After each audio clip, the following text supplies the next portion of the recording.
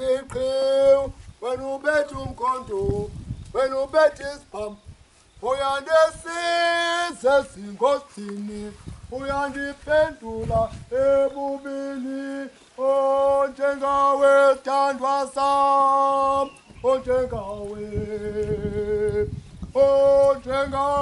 nomsa onjengawe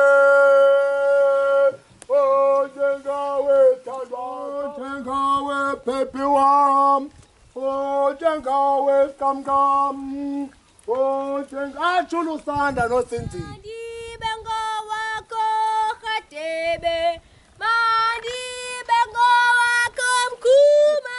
Hayi Jwarha. Asithini? Ntoni Jwarha? bazikhetha ingoma Wena yintoni uyicuyayo Jwarha? Yintoni uyicuyayo wena Jwarha?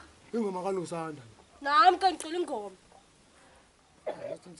sazikhetha ingoma mfazi Nabo zikhetha ingoma. bazikhetha ingoma mfazi Nabo zikhetha ingoma Jwarha. umkhulu akekho kodwa kwingoma kalamlalo Nonomsa akekho kwingoma kalusanda. Akekho?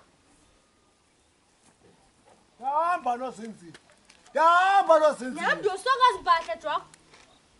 yahamba nozinzile Vele kuloo nomsa wakho. Nami umkhuma uzawufika ngeli xesha uhambayo. yahamba nozinzile Uzawufika umkhuma ngeli xesha uhambayo. awubuye emveni kwenyanga ezintathu andibengowakho bengokabani andingowakho nozinzile